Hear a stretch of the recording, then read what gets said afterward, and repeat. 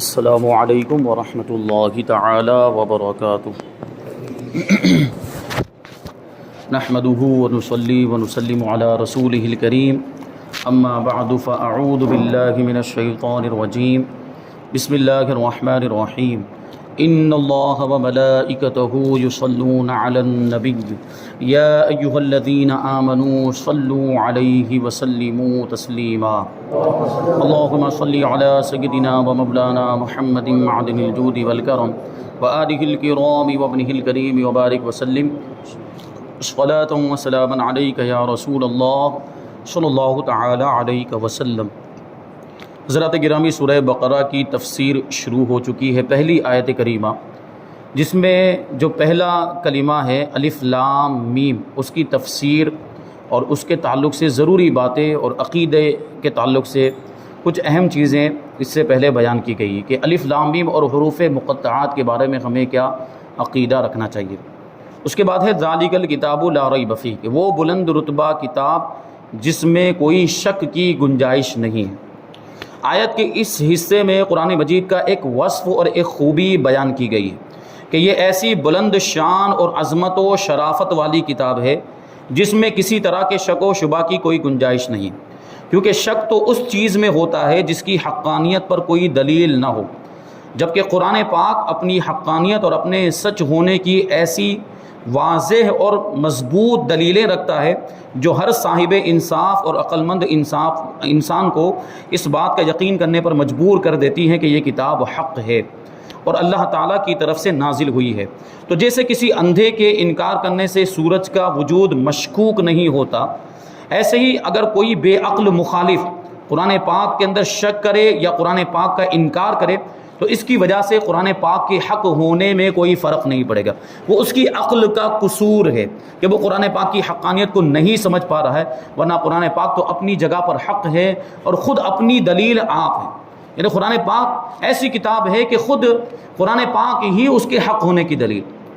وہ فارسی میں کہا جاتا ہے آفتاب آمد دلیل آفتاب، کہ سورج خود اپنے وجود کی دلیل ہوتا ہے۔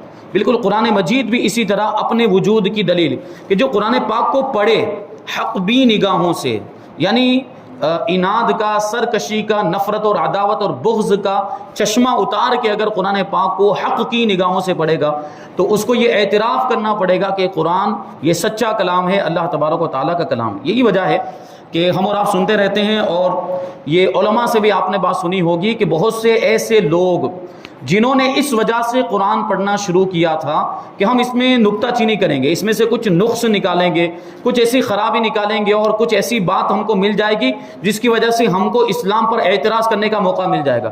تو ایسے لوگ جنہوں نے غلط نیت کے ساتھ قرآن پڑھنا شروع کیا تھا، لیکن وہ پڑھتے پڑھتے ایک وقت ایسا آیا کہ ان کو ہدایت نصیب ہو گئی۔ قرآن پڑھتے پڑھتے ان کو اس بات کا اعتراف کرنا پڑا کہ یہ قرآن تو اللہ تعالیٰ کا سچا کلام ہے، اور پھر وہ کلمہ پڑھ کے مسلمان ہو گئے۔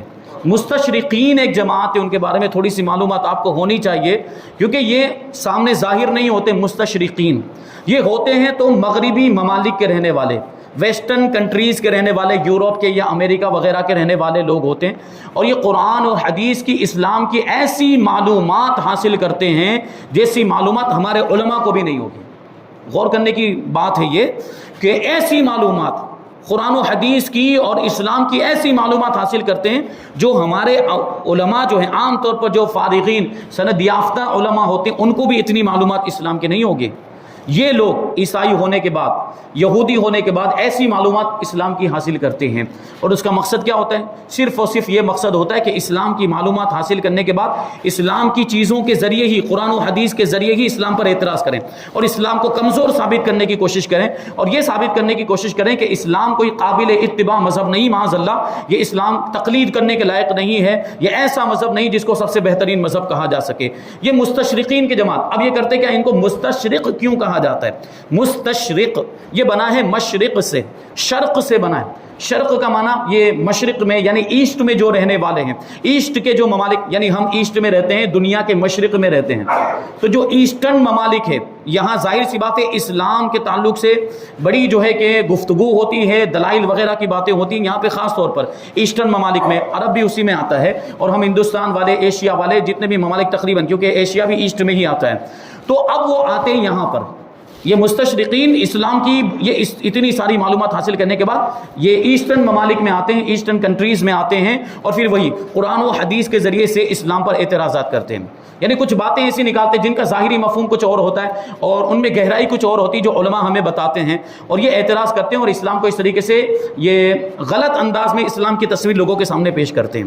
اس پر بہت ساری کتابیں بھی لکھی گئی، علماء نے ان کے اعتراضات کے جواب بھی دیے ہیں. اب سوچیں ایسی کسی جماعت کے بارے میں اس سے پہلے ہم نے سنا تھا اس طرح بھی جو ہے کہ اسلام پر اعتراضات، اور یہ ابھی سے نہیں، یہ بہت پہلے سے ہو رہا ہے. کیونکہ دیکھیں یہ عیسائی اور یہودی یہ اسلام کے بہت پرانے دشمن ہیں، اور ان میں جو یہودی ہے وہ تو ازلی دشمن، پہلے دن سے دشمن ہے وہ یہودی، اور اسلام کو ہر ممکن نقصان پہنچانے کی یہ لوگ کوشش کرتے ہیں. یہ بہت خطرناک چیز ہے، تو ہم کو جو ہے کہ توجہ دینے کی ضرورت ہے، ہم اپنے عمل کے ذریعے سے اسلام کو زندہ کریں. تو یہ کتاب ایسی حقانیت والی کتاب ہے کہ خود قرآن مجید ہی اپنے حق ہونے کی دلیل ہے. آگے ہے ہدی للمتقین، کہ یہ ڈرنے والوں کے لیے ہدایت ہے، متقی اور پرہیزگار لوگوں کے لیے ہدایت ہے. ابھی اس سوال یہاں پر یہ پیدا ہوتا ہوگا کہ متقین تو کہتے ہی ان کو ہیں جن کے دل میں خدا کا خوف ہوتا ہے، جو ہدایت یافتہ ہوتے ہیں، جو اللہ سے ڈرنے والے ہوتے ہیں، تو پہلے سے ان کے پاس ہدایت ہے. اس کا مطلب یہ ہوا پہلے سے ہدایت یافتہ ہیں، تبھی تو تقویٰ آیا، تبھی تو پرہیزگاری آئی، خدا کا خوف ان کے اندر آیا. تو اب قرآن مجید ان کے لیے ہدایت، یعنی متقین اور پرہیزگاروں کے لیے ہدایت، جن کو پہلے سے ہدایت حاصل ہے. اس کو تحصیل حاصل کہا جاتا ہے، جو چیز حاصل ہے اس کو حاصل کرنا. تو اس کا پھر کیا مطلب ہوگا؟ تو اس کا مطلب تفسیر جلالین شریف کے اندر یہ بیان کیا گیا کہ جو تقویٰ اور پرہیزگاری اختیار کرنا چاہتے ہیں، جو متقی پرہیزگار وہ تو پہلے سے ہدایت یافتہ ہیں، جو تقویٰ اور پرہیزگاری اختیار کرنا چاہتے ہیں ان کے لیے قرآن بہترین ہدایت اور رہنمائی ہے. یعنی پھر وہ قرآن پڑھیں. اگر کوئی متقی بننا چاہتا ہے، اگر کوئی پرہیزگار بننا چاہتا ہے، تو وہ قرآن کی تلاوت کرے تو خود بخود یہ تقوی کی صفت اس کے اندر پیدا ہو جائے گی. یہ اس کا مطلب ہوا. تو آیت کے اس حصے میں قرآن مجید کا ایک اور وصف بیان کیا گیا کہ یہ کتاب ان تمام لوگوں کو حق کی طرف ہدایت دیتی جو اللہ تعالیٰ سے ڈرتے ہیں، اور جو لوگ نہیں ڈرتے انہیں قرآن پاک سے ہدایت حاصل نہیں ہوتی. یاد رہے کہ قرآن پاک کی ہدایت اور رہنمائی اگرچہ مومن اور کافر ہر شخص کے لیے عام ہے. جیسے میں نے ابھی بتایا کہ بہت سے ایسے کفار ہوتے ہیں، بہت سے ایسے دوسرے مذاہب سے تعلق رکھنے والے لوگ ہوتے ہیں، عیسائی اور یہودی، وہ بھی جب قرآن پڑھتے ہیں تو ان کو ہدایت مل جاتی ہے سچے دل سے. اگر وہ پڑھتے ہیں، حق بھی نگاہوں سے پڑھتے ہیں، تو قرآن کفار کے لیے بھی ہدایت ہے، ایمان والوں کے لیے بھی ہدایت ہے. لیکن یہاں یہ جو فرمایا جا رہا ہے کہ تقوی والوں کے لیے، ڈرنے والوں کے لیے ہدایت ہے، تو ڈرنے والے تو مومنین ہوں گے، ایمان والے ہوں گے. تو اس سے بظاہر یہ پتہ چل رہا ہے کہ قرآن صرف ایمان والوں کے لیے ہدایت ہے. جبکہ قرآن کے بارے میں کیا فرمایا گیا کہ ہدی للناس، دوسرے مقام پہ کیا فرمایا گیا کہ لوگوں کے لیے ہدایت. اب لوگوں میں تو سب آ گئے، سارے لوگ آ گئے، کفار بھی آ گئے، ایمان والے بھی آ گئے، تو سارے لوگوں کے لیے ہدایت. اب سوال یہی پیدا ہوتا ہے کہ یہاں پر پھر متقین کا ذکر کیوں کیا کہ یہ تقوی والوں کے لیے ہدایت ہے، پرہیزگاروں کے لیے ہدایت ہے؟ تو اسی کا جواب دیتے ہیں کہ یہ تو عام طور پر تمام لوگوں کے لیے ہدایت، لیکن چونکہ قرآن مجید سے حقیقی نفع اور فائدہ صرف متقی لوگ حاصل کرتے ہیں، اس لیے یہاں پر خاص طور پر متقین کا ذکر کیا. یعنی فائدہ دوسروں کو بھی حاصل ہو سکتا ہے، لیکن حقیقی فائدہ کون حاصل کرتا ہے؟ جو تقوی والے ہیں. اب یہاں پہ چونکہ تقوی کی بات آ گئی تو تقوی کا معنی بتاتے ہیں، اس کا مطلب بتاتے ہیں. تقوی کا معنی ہے نفس کو خوف کی چیز سے بچانا. یعنی کوئی بھی خوفناک چیز ہو، خطرناک چیز ہو جس سے انسان عام طور پر ڈرے، اس سے بچانے کو. جیسے آگ ہے، مثال کے طور پر آگ سے ہم دور بھاگتے ہیں کیونکہ وہ بچنے کی چیز ہے، تو اس کو بھی تقویٰ کہیں گے لغت کے اعتبار سے، ڈکشنری کے اعتبار سے. کوئی بھی خوف والی چیز سے آدمی بچے، نقصان پہنچانے والی چیز سے آدمی بچے، تو اس کو تقویٰ کہیں گے. اور شریعت کی اصطلاح میں تقوی کا معنی یہ ہے کہ نفس کو ہر اس کام سے بچانا جس سے کرنے نہ کرنے سے کوئی شخص عذاب کا مستحق ہو جائے. جیسے کفر و شرک، کہ اگر کفر و شرک آدمی کرے تو وہ عذاب یعنی جہنم کا مستحق ہو جائے گا. کبیرہ گناہ، بے حیائی کے کاموں سے اپنے آپ کو بچانا، حرام چیزوں کو چھوڑ دینا اور فرائض کو ادا کرنا وغیرہ. اور بزرگان دین نے یوں بھی فرمایا ہے کہ تقویٰ یہ ہے کہ تیرا خدا تجھے وہاں نہ پائے جہاں اس نے منع فرمایا. یعنی ہر اس چیز سے بچنا جس سے اللہ تبارک و تعالیٰ نے منع فرمایا. اب وہ چاہے مکروہ تحریمی ہو، چاہے وہ حرام ہو، چاہے وہ خلاف سنت ہو، چاہے وہ اصاعت میں آتا ہو، چاہے وہ مکروہ تنزیہ میں آتا ہو، چاہے وہ خلاف اولیٰ میں آتا ہو، یہ ساری چیزیں پھر تقوی میں شامل ہو جائیں گی. قرآن مجید اور احادیث میں تقوی حاصل کرنے اور متقی بننے کی ترغیب اور فضائل بکثرت بیان کیے گئے ہیں. چنانچہ اللہ تعالیٰ ارشاد فرماتا ہے یا ایھا الذین آمنوا اتقوا اللہ حق تقاتہ ولا تموتن الا وانتم مسلمون. اے ایمان والو، اللہ سے ڈرو جیسا کہ اس سے ڈرنے کا حق ہے، اور ضرور تمہیں موت صرف اسلام کی حالت میں آئے. یعنی خاتمے کی ہمیں فکر کرنی چاہیے کہ خاتمہ جو ہے ہمارا ایمان پر ہو، کہ ایمان ہی تو نجات کا ذریعہ ہے۔ معاذ اللہ یہ جو شیطان ہوتا ہے وہ آخری وقت تک ہمیں گمراہ کرنے کی کوشش کرتا ہے، آخری وقت تک، اور خاص طور پر آخر وقت میں کہ کہیں خدا نخواستہ اس وقت ہماری زبان سے کوئی ایسا کلمہ نکل گیا جو جس کی وجہ سے ایمان ختم ہو گیا، ایمان ضائع ہو گیا، تو پھر ہم یہاں سے ایمان کو سلامت لے کر نہیں جا سکیں گے۔ تو ایمان کو دنیا سے سلامت لے کر جانا ہی یہی کامیابی ہے، اسی کو ہمیں ذہن میں رکھنا ہے، خاتمے کی فکر کرنی چاہیے۔ ہمارے بزرگان دین کے واقعات ہم دیکھیں تو وہ خاتمے کے تعلق سے ہمیشہ فکر مند رہتے تھے کہ ہمارا خاتمہ اسلام پر ہو جائے۔ کل جو تفسیر ہوئی تھی مورچہ مسجد کے اندر، اس میں یہ اس تعلق سے کچھ باتیں آئی تھیں۔ امام احمد ابن حنبل کا واقعہ اس میں بیان کیا گیا کہ امام احمد ابن حنبل کا جب آخری وقت آیا تو رونے لگ گئے، تو آپ کے صاحبزادے نے آپ کو پوچھا کہ کیا حالت، کیا کیفیت؟ تو حضرت امام احمد ابن حنبل فرماتے ہیں کہ ابھی میرا آخری وقت آ گیا ہے اور شیطان کا معاملہ یہ ہے کہ شیطان میرے سامنے اپنے سر پر خاک ڈال رہا ہے، اور افسوس کرتے ہوئے شیطان کہہ رہا ہے کہ ہائے افسوس، آپ جو ہے کہ دنیا سے ایمان سلامت لے کر جائیں گے، میری ناکامی ہو گئی۔ کیونکہ شیطان کا تو کام ہی ہے لوگوں کو گمراہ کرنا، وہ تو یہی چاہتا ہے کہ سارے لوگ، سارے انسان کافر ہو جائے، کوئی مومن ہی نہ رہے، شیطان کا یہ کام ہے۔ اور حضرت امام احمد ابن حنبل کتنے بڑے امام ہیں، چاروں مسلکوں میں سے ایک مسلک ان کی طرف منسوب ہے، حنبلی مسلک، کتنے ان کے متبعین، مقلدین، ان کے ماننے والے، لیکن دیکھیں ان کے اندر خوف خدا کتنا اور خاتمے کی فکر کتنی۔ وہ کہتے ہیں کہ مجھے اب بھی فکر ہے، اگرچہ شیطان اپنے سر پہ خاک ڈال رہا ہے اور کہہ رہا ہے کہ آپ دنیا سے ایمان سلامت لے کر چلے جائیں گے، میں تو ناکام ہو گیا، یعنی میں آپ کو گمراہ نہ کر سکا، تو حضرت امام احمد ابن حنبل اپنے صاحبزادے سے فرماتے ہیں کہ اگرچہ شیطان اپنی ناکامی کا اظہار کر رہا ہے، لیکن یہ بھی اس کا ایک جال ہے، یہ بھی اس کے ایک چال، اس کا پھندا ہے کہ ابھی میں مطمئن ہو جاؤں۔ تو اس وقت بھی، آخری وقت میں بھی میں شیطان سے بے خوف اور مطمئن نہیں ہوا کہ ابھی بھی وہ اپنی آخری چال چل سکتا ہے۔ تو خاتمے کی فکر کرنی چاہیے اور اللہ سے ڈرنا چاہیے، اور اسلام کی حالت میں جو موت آئے وہی موت کامیابی والی موت ہے، اور اسلام اور ایمان ہی تو نجات کا ذریعہ۔ دوسرے مقام پہ اللہ تعالیٰ ارشاد فرماتا ہے یا ایھا الذین آمنوا اتقوا اللہ وقولوا قولا سدیدا یصلح لکم اعمالکم ویغفر لکم ذنوبکم ومن یطع اللہ ورسولہ فقد فاز فوزا عظیما۔ اے ایمان والو، اللہ سے ڈرو اور سیدھی بات کہا کرو، اللہ تمہارے اعمال تمہارے لیے سنوار دے گا، یعنی تمہیں نیکوکار بنا دے گا اور تمہارے گناہ بخش دے گا، اور جو اللہ اور اس کے رسول کی فرما برداری کرے اس نے بڑی کامیابی پائی۔ ظاہر سی بات ہے کہ سب سے بڑی کامیابی کس میں ہے؟ اسلام کی پابندی کرنے میں، اللہ کے احکام کو ماننے میں، اور رسول پاک صلی اللہ علیہ وسلم کے احکام کو ماننا، یہی تو سب سے بڑی کامیابی ہے۔ حضرت عطیہ سعدی رضی اللہ تعالیٰ عنہ سے روایت ہے کہ رسول کریم صلی اللہ علیہ وسلم نے ارشاد فرمایا کوئی بندہ اس وقت تک متقین میں شمار نہیں ہوگا جب تک کہ وہ نقصان نہ دینے والی چیز کو کسی دوسری نقصان والی چیز کے ڈر سے نہ چھوڑ دے، یعنی کسی جائز چیز کے ارتکاب سے ممنوع چیز تک نہ پہنچ جائے۔ کیا مطلب ہوا کہ ہر وہ کام جس سے اللہ تبارک و تعالیٰ نے منع فرمایا ہو اس سے رکنا، اور ہر وہ کام جس کا اللہ تبارک و تعالیٰ نے حکم دیا ہے اس پر عمل کرنا، پھر اگرچہ وہ مستحب ہی میں کیوں نہ آتا ہو، یہ تقویٰ میں شامل ہے۔ حضرت ابو سعید خدری رضی اللہ تعالیٰ عنہ سے روایت ہے کہ نبی کریم صلی اللہ علیہ وسلم نے ارشاد فرمایا تمہارا رب ایک ہے، تمہارا باپ ایک ہے، یعنی حضرت آدم علیہ السلام، اور کسی عربی کو عجمی پر کوئی فضیلت نہیں، نہ عجمی کو عربی پر فضیلت۔ عجمی سمجھ رہے ہیں آپ لوگ، عربی تو جان رہے ہوں گے، یعنی عرب کے جو لوگ رہنے والے وہ عربی ہوئے، اور عجمی یعنی عرب کے علاوہ جتنے بھی لوگ ہیں ان کو عجمی کہا جاتا ہے، یعنی عجم کا معنی ہوتا ہے گونگے۔ تو جو عرب کے رہنے والے جو لوگ، ان کو اپنی فصاحت و بلاغت اور زبان دانی پر اتنا ناز تھا کہ وہ صرف اپنے آپ ہی کو بولنے والا سمجھتے تھے، باقی پوری دنیا کو گونگا سمجھتے تھے، اس لیے پوری دنیا کو اپنے علاوہ وہ عجم کہتے تھے، عجمی کہتے تھے، اور عجمی مانے گونگے، یعنی ہم بھی عجم میں آتے ہیں۔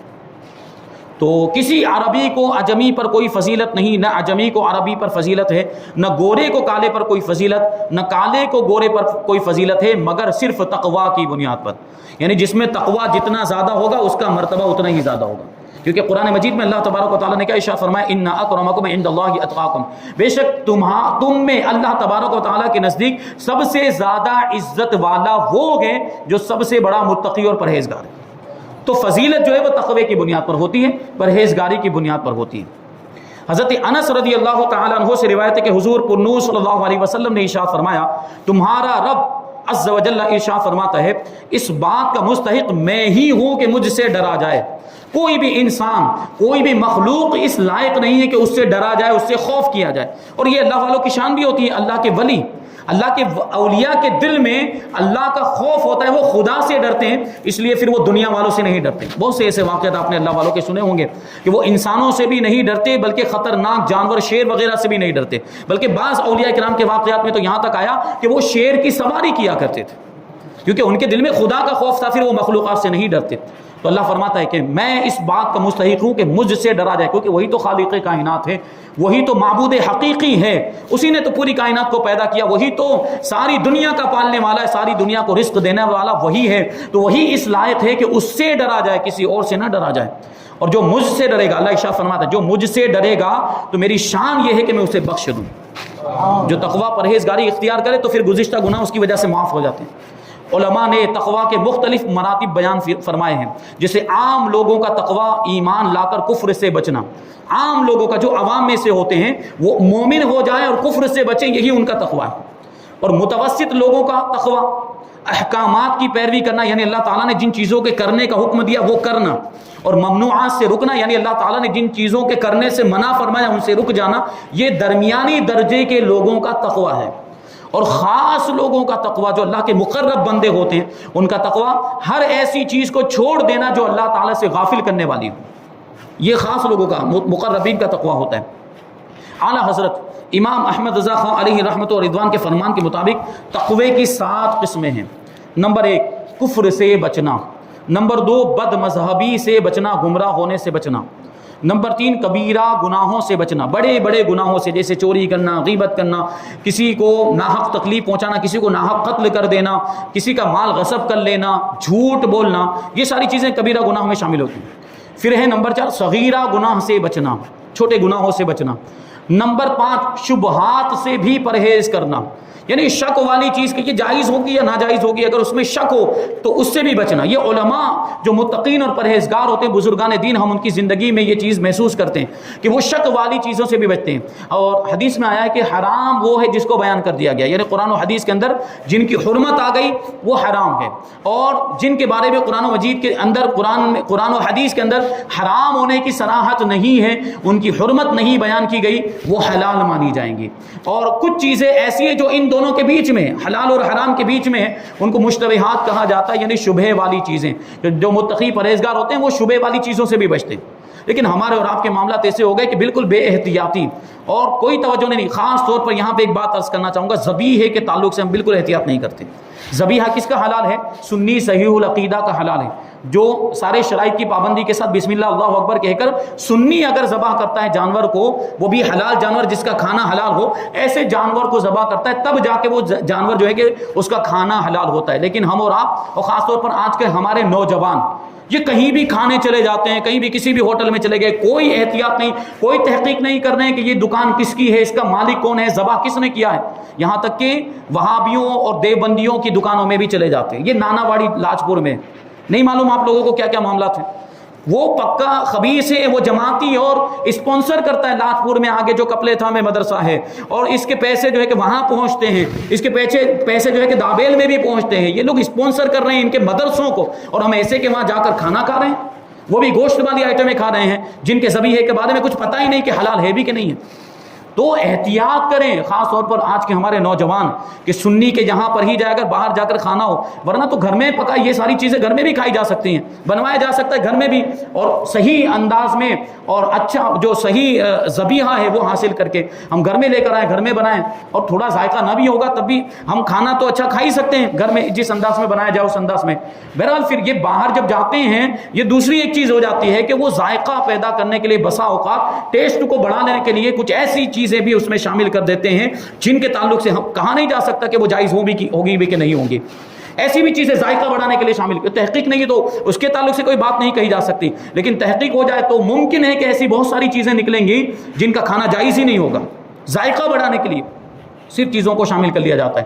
تو احتیاط کرنی چاہیے اور شک والی چیزوں سے بھی بچنا چاہیے. نمبر 6 نفسانی خواہشات سے بچنا. نفسانی خواہشات کا مطلب یہ ہے کہ نفس اگر جائز کام کروا رہا ہے تو کوئی مسئلہ نہیں ہے، جائز اور شریعت کے مطابق جو کام کر رہے ہیں وہ تو ٹھیک ہی ہے، اس میں کوئی حرج نہیں. لیکن نفس اگر ہمیں شریعت کے دائرے سے باہر لے جانے کی بات کرے اگر، اور ایسی چیزیں کروانے کی بات کرے جو شریعت کی اجازت نہیں دیتی ہے، تو اس سے بچنا چاہیے. نمبر 7، اللہ تعالیٰ سے دور لے جانے والی ہر چیز کی طرف توجہ کرنے سے بچنا.